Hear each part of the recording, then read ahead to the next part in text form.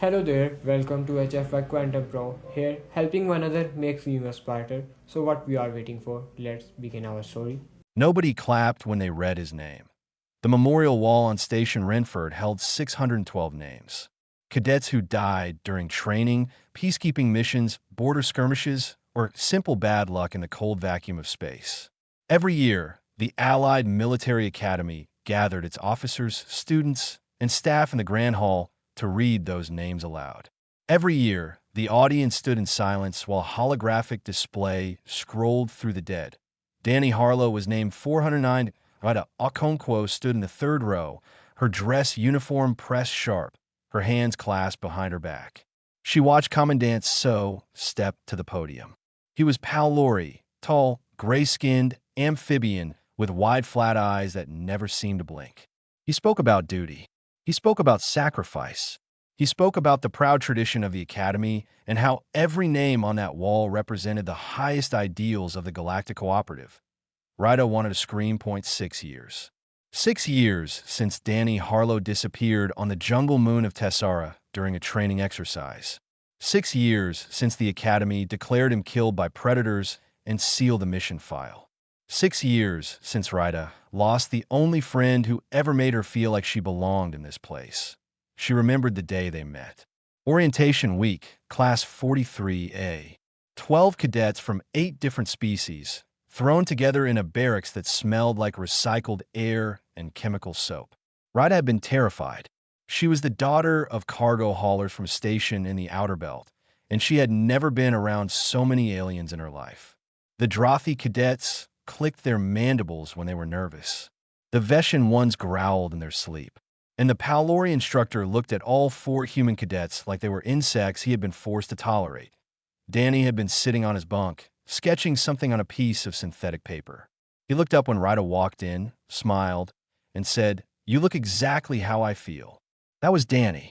No grand gestures, no loud voice, just a quiet kid from a mining colony on Braxton, 7 who noticed when someone was struggling and did something about it.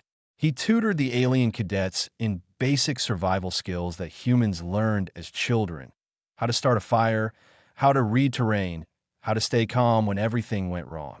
He carried Bell, the smallest Drothi in their squad, 3 miles through a rain drill when Bell's legs cramped and locked. He never asked for credit. He never got any. The ceremony ended.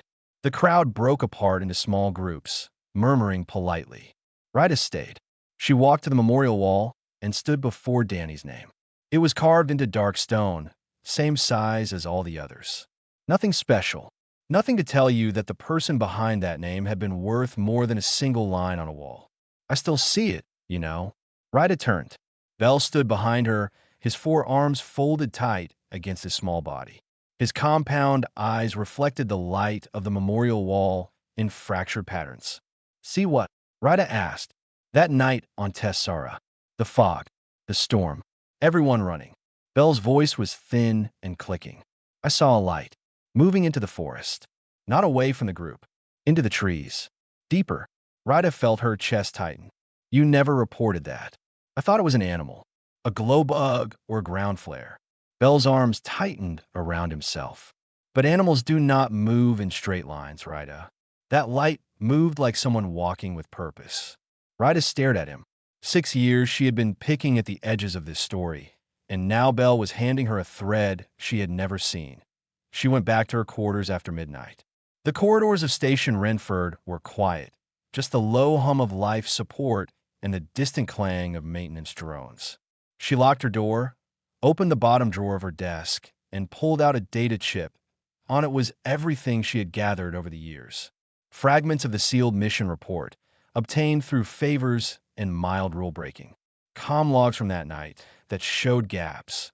Minutes of silence where there should have been chatter.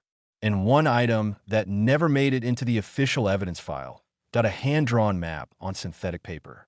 Danny's handwriting. She had found it tucked inside his footlocker 3 days after the Academy declared him dead, before they cleared out his things. It showed paths, routes through the Tessera jungle that went far beyond the boundaries of the training zone. Routes that no cadet on a standard exercise would have any reason to chart. Danny had been planning something. Or he had found something. Rida held the map up to the light and traced the lines with her finger. The paths led deep into a region of the jungle that the Academy's own survey data listed as impassable. Dense canopy. No landmarks. No reason for anyone to go there. Unless there was a reason nobody knew about. She set the map down and opened her terminal. She typed in a transport request for the Tessara sector, then deleted it. She typed it again, deleted it again. The third time, she saved it. 6 years was long enough. The Academy had given Danny a name on a wall and called it justice. Ryder was going to find out if that was all he deserved. She closed the drawer, turned off the light, and lay on her bunk in the dark, staring at the ceiling. Somewhere out there, on a jungle moon that the galaxy had already forgotten, the truth was waiting, and Ryda was done waiting with it. The archive clerk was a pal Lori with a permanent frown and 3 data pads stacked on her desk. She looked at Ryda's request form, looked at Ryda, and said, "Denied." "On what grounds?" Ryda asked. "Commandant Suo sealed this file personally. Classification level 4. You would need board authorization or the Commandant's direct approval." The clerk set the form down like it was contaminated. "Neither of which you have, Lieutenant." Ryda left the archive without arguing. She had expected this. Suo had locked down every piece of the Tessara mission the moment Danny was declared dead, and in 6 years, nobody had questioned it. Training accident. Predator attack. Case closed. The Academy did not like reopening cases that made it look careless, but there were other ways to find answers. Instructor Greaves lived in the retired officer's wing of Station Renford. He was human, mid-50s, with a face that looked like it had been carved from stone and then left in the rain for a decade. He had trained Class 43A. He had led the recovery team back to Tessara after Danny vanished, and he had been drinking alone in his quarters every evening since. Ryda knocked. The door opened after a long pause. "Alconquo," Greaves said. He did not look surprised. "I wondered when you would come." His quarters were small and cluttered. Old training manuals. A combat medal mounted on the wall, but covered in dust. A half-empty bottle of something amber on the desk. Greaves sat down heavily and gestured for Ryda to take the other chair. "I want to know what happened on Tessara," Ryda said. "The real version. The real version is what the file says. Harlow got separated in a storm. Recovery team found blood and torn clothing. Predator attack." Greaves said it flat, like he was reading from script. Ryda pulled out the hand-drawn map and laid on the desk between them. Greaves stared at it. The color drained from his face slowly, like water leaving a glass. He picked up the map, held it close, and his hands trembled just slightly enough for Ryda to notice. "Where did you get this?" he asked quietly. "Danny's footlocker." Before they cleared it, Greaves set the map down and rubbed his face with both hands. When he spoke again, his voice was different. Lower. Tired. "The recovery team found more than blood," he said. "We found a structure. Deep in the forest, far from the training zone. Built from local wood and vine. Crude, but deliberate. It had walls. A roof. A cleared floor." Ryda leaned forward. "What kind of structure?" "The kind someone builds when they plan to stay." Greaves met her eyes. "I reported it to Sio. He told me to ignore it. Said it was old survey debris, left over from a geological team years before. But there was no geological team on record for that sector. I checked. And you let it go." Greaves flinched. "I followed orders. That is what I did. That is what I have been drinking about for 6 years." He told her the rest. The recovery team spent 2 days on Tessara. They found Danny's emergency beacon, smashed beyond use. They found drag marks in the mud, but the marks led deeper into the jungle, not toward any predator den. The official report said the marks were caused by water runoff. Greaves never believed it. Ryda asked about the Tessari, the native species. Greaves shrugged.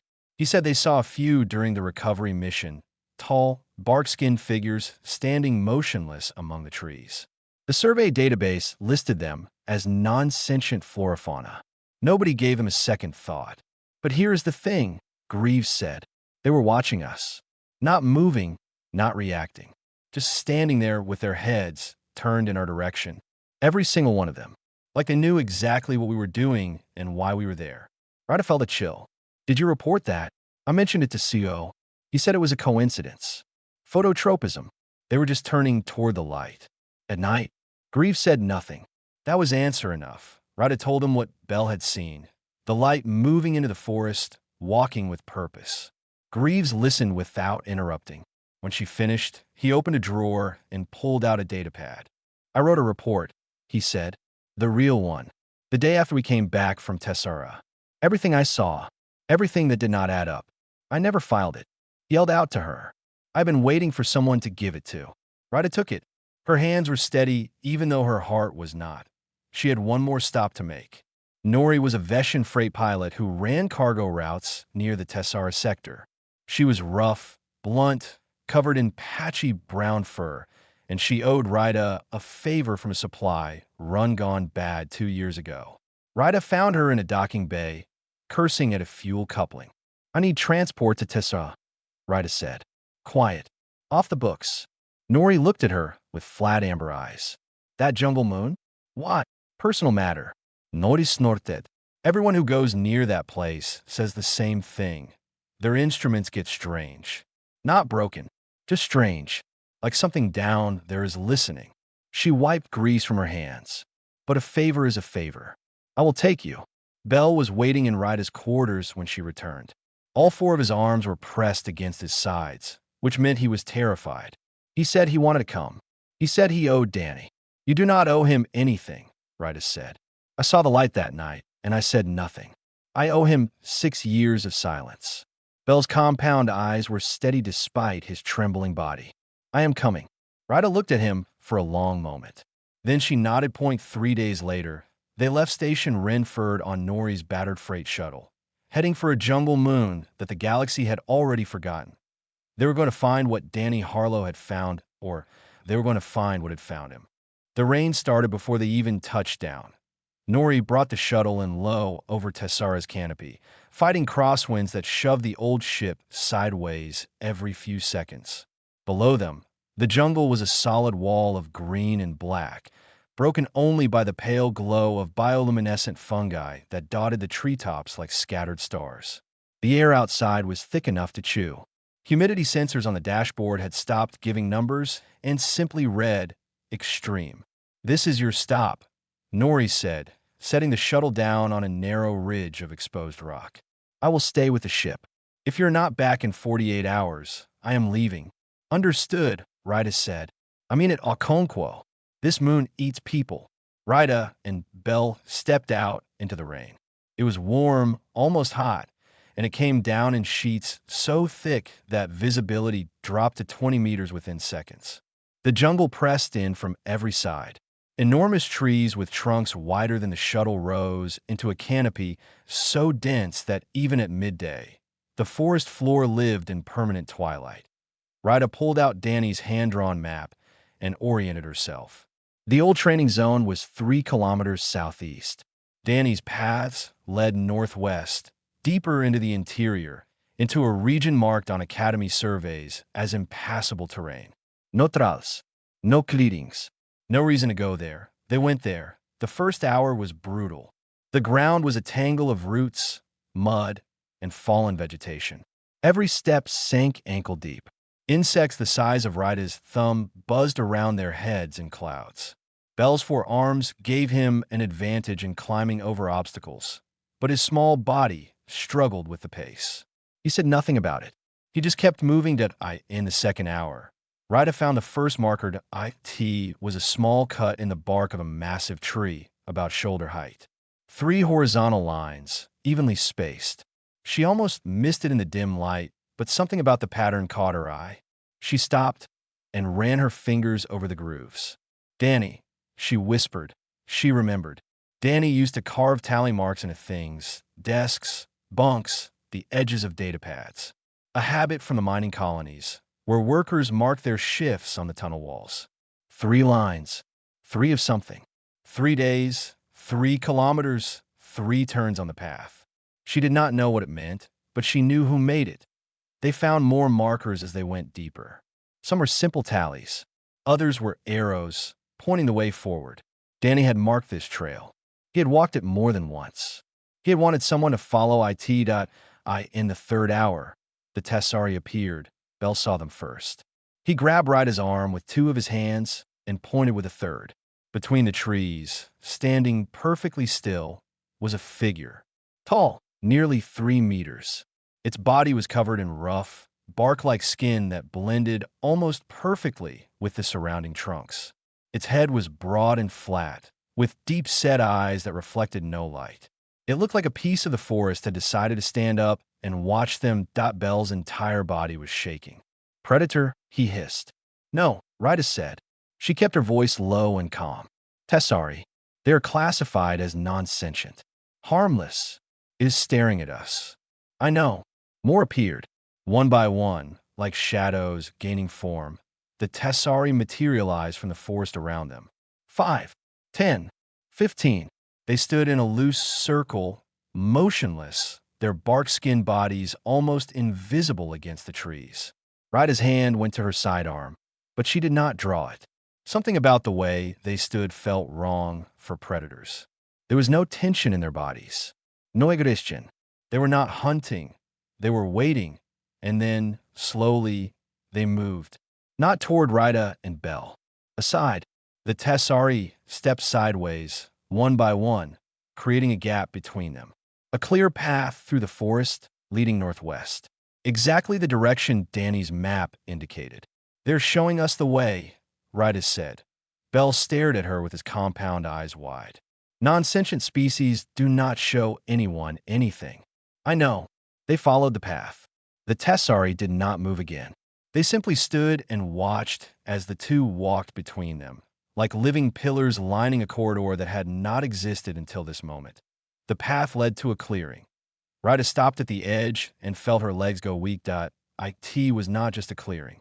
It was a settlement. Shelters made from woven bark and vine, arranged in a careful circle around a central open space. Water channels carved into the earth, directing rainfall into a collection basin lined with smooth stones. A fire pit with a ventilation trench dug beside it to control smoke. Tools, shaped stone, sharpened bone, braided cord, arranged neatly on a flat rock near the largest shelter. This was not random. This was designed. Someone with knowledge of construction, water management, and fire control had built this place. Someone human. Ryda walked to the central shelter. It was the largest, with a reinforced frame and a doorway made from bent saplings. Above the doorway, carved into the wood in rough but unmistakable letters, were two lines.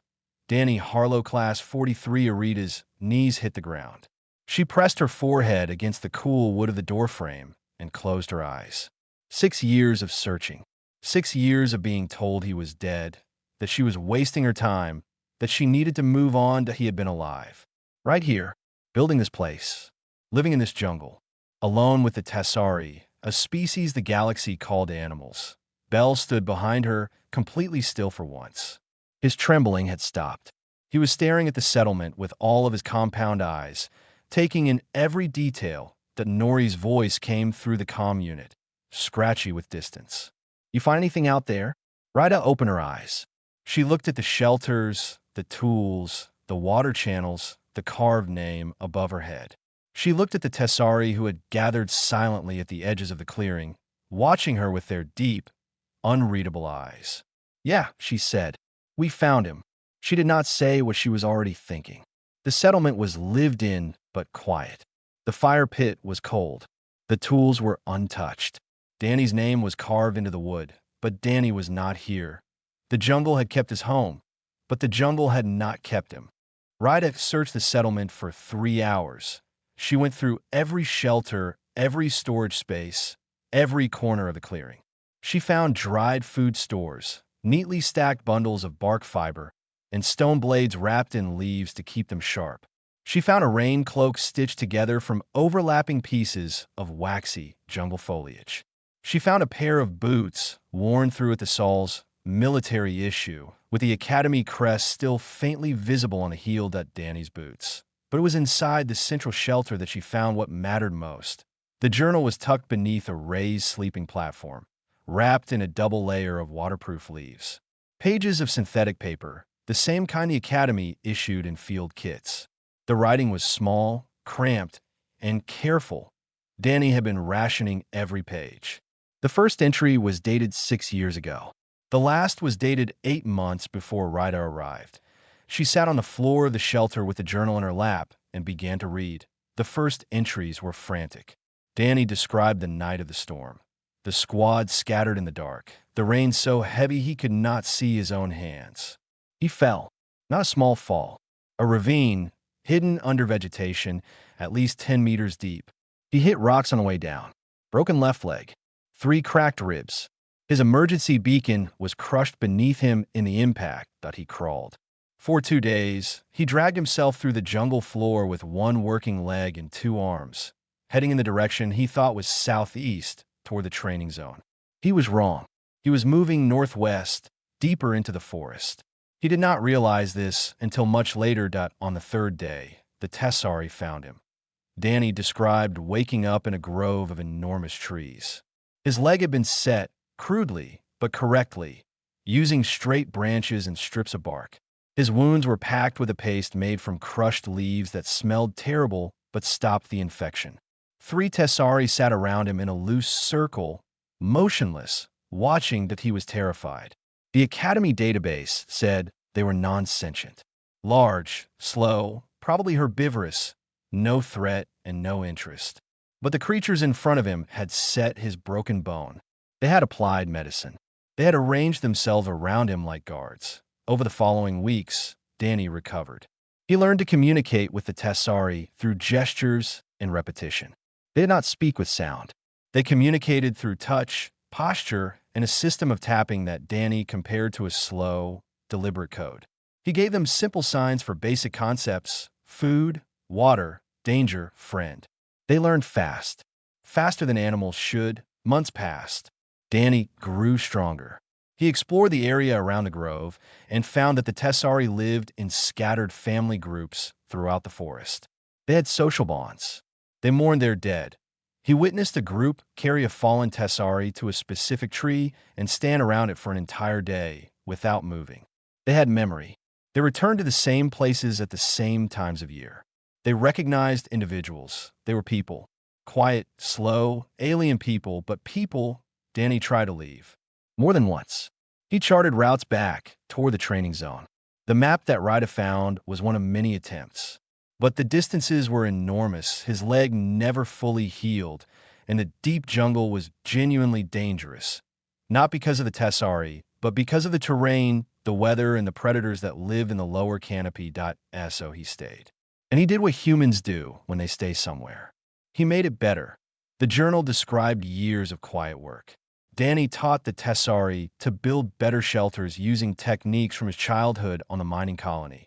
Interlocking frames, rain channels, raised floors to avoid flooding. He showed them how to manage fire safely. He helped them develop better tools by shaping stone with controlled strikes rather than random breaking. And he fought for them 0.3 years in his time on Tessera. Automated mining harvesters began pushing into the forest from the eastern edge. The Galactic Cooperative had leased mineral rights to a corporation. The Tessari were not considered in the deal because they were classified as wildlife. Danny watched the machines tear through the outer forest and knew what would happen if they reached the interior. He sabotaged them. Using his knowledge of industrial equipment from the mining colonies, he redirected guidance beacons, scrambled navigation signals, and physically disabled sensor arrays on 3 separate harvesters. The machines wandered off course into dead zones where they stalled and were eventually recovered. The corporation reported mechanical failures. Nobody investigated further. Danny mapped the Tessari's territory. He documented their behavior, their communication, their social structures. He built a case, page after page in his journal, for reclassifying them as sentient beings. He knew he could not deliver it himself. He hoped someone would find it. The final entries broke Rida's heart. Danny was sick.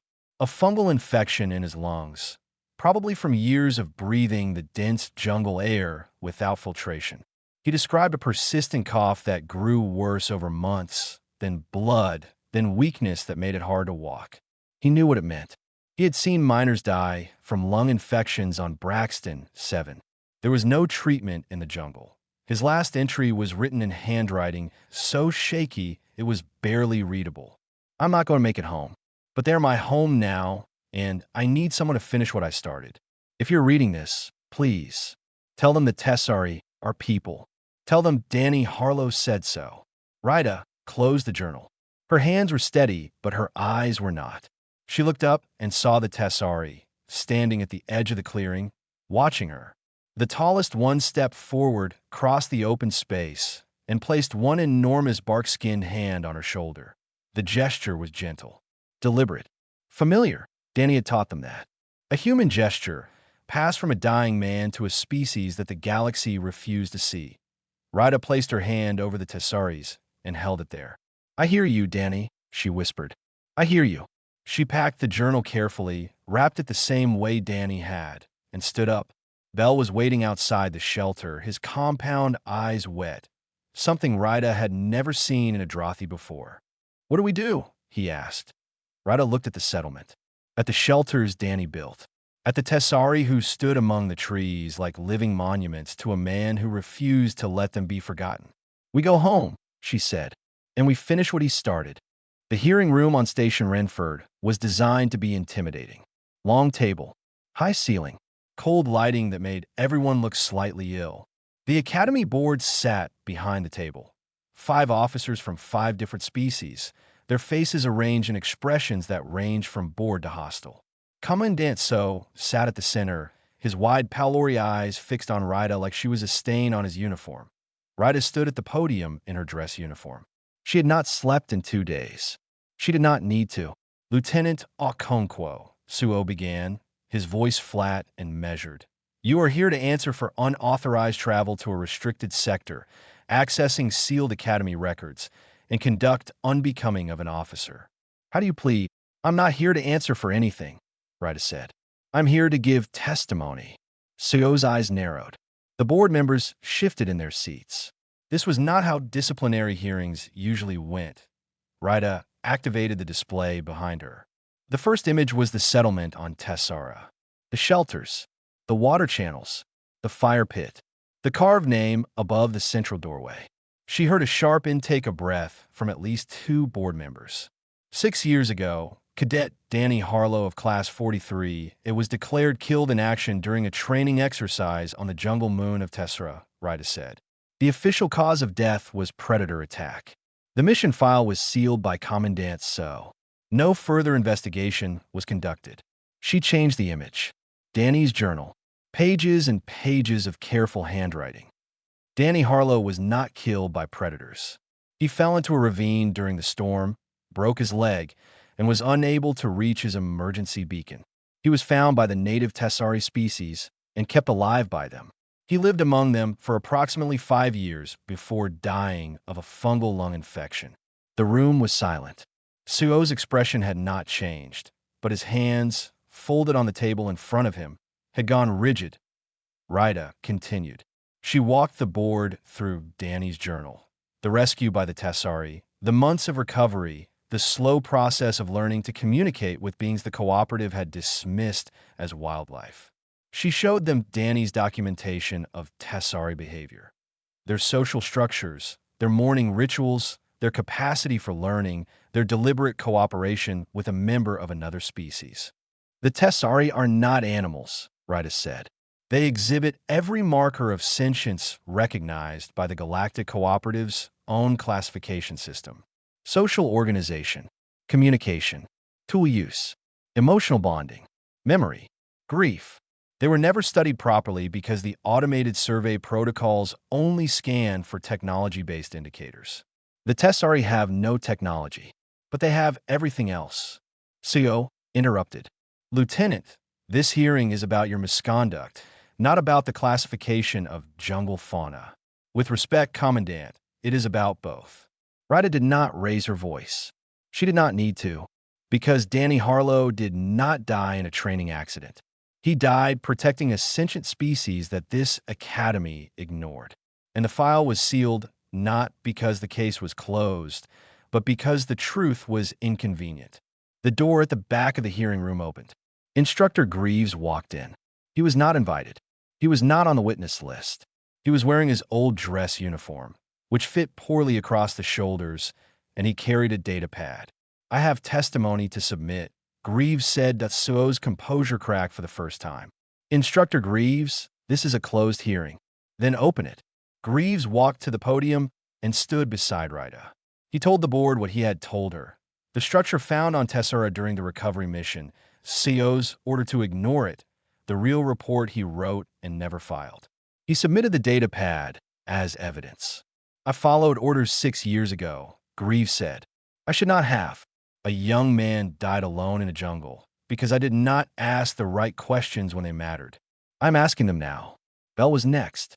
The small Drothi walked to the podium on unsteady legs, his forearms clenched tight. He described the night of the storm in a voice that clicked and trembled. He told them about the light he saw moving into the forest. Not fleeing, walking with purpose. Danny was not running from danger, Bell said. He was moving towards something. I believe he was moving toward the Tessari. Even then, finally, Rita played Nori's sensor logs. The Veshan pilot had recorded everything during their approach to Tessera, including the interference patterns that her instruments detected near the settlement zone. Rita laid these alongside the bioelectric signature profiles from the cooperative's own xenobiology database. These interference patterns match the bioelectric output of large Tessari gatherings, Rita said. The Tessari were aware of ships approaching their territory. They were responding to them. They were modulating their bioelectric fields in a coordinated pattern. That is not the behavior of animals. That is communication. The board deliberated for 40 minutes. When they returned, the vote was 4-1. Suo was the only dissent. The Academy forwarded all evidence to the Galactic Cooperative's Sentient Species Commission. A formal investigation into the classification of the Tessari was opened that same day that Rita's disciplinary charges were dropped. 2 weeks later, Commandant Suo was quietly removed from his position. The official reason was administrative restructuring. Everyone on Station Renford knew the real reason. Rita did not celebrate. She went to the memorial wall, stood before Danny's name, and placed her hand against the cold stone. Almost there, she said. Just a little longer. What she had done in that hearing room was not just testimony. It was a promise. Danny Harlow had spent his last years fighting for a people nobody believed in. Rita had just made sure the entire galaxy would have to listen. Now it was up to them to do the right thing. The Tessari walked slowly. That was the first thing everyone noticed.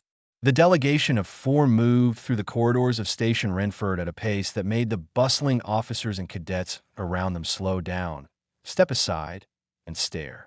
Each Tessari stood nearly 3 meters tall, their bark skin bodies brushing the ceiling panels, their deep-set eyes taking in the metal walls and artificial light, with the calm patience of beings who had never been in a hurry for anything in their entire existence. 3 months had passed since the hearing.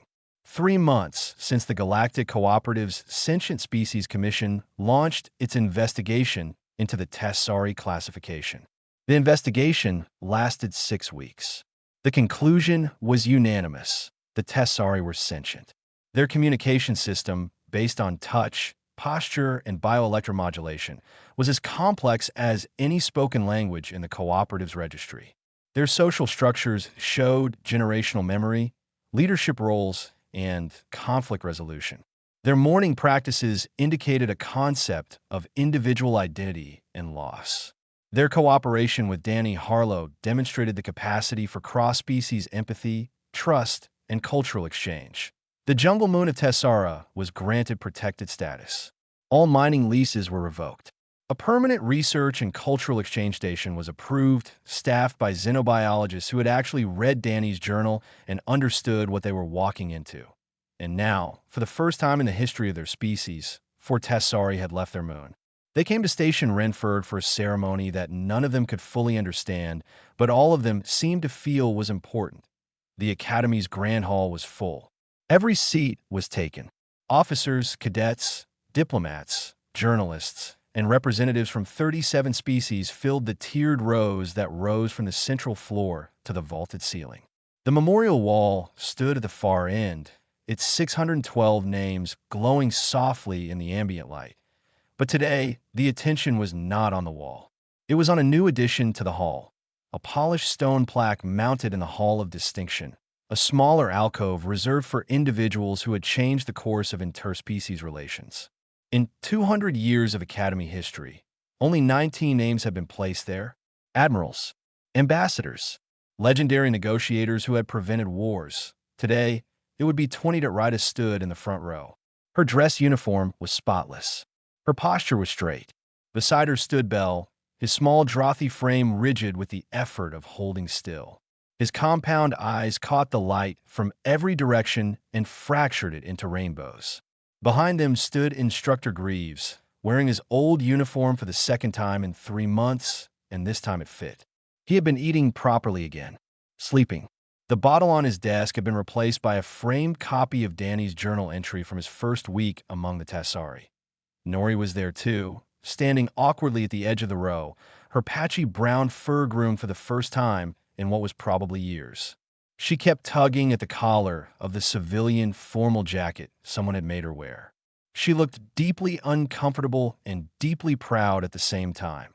The new academy commandant, a human woman named Director Osei, stepped to the podium. She did not give a long speech. She said that the academy existed to train those who would protect the galaxy, and that sometimes the greatest protection came not from weapons or tactics, but from a simple refusal to look away from someone who needed help. She read the inscription on the plaque. Cadet Danny Harlow, Class 43A. He found a people the galaxy had overlooked, and he gave his life so they would never be overlooked again. The hall was silent, not the polite silence of routine ceremonies. The deep, full silence of people who understood that they were witnessing something that mattered. At Danny's name was removed from the memorial wall. Not erased, transferred.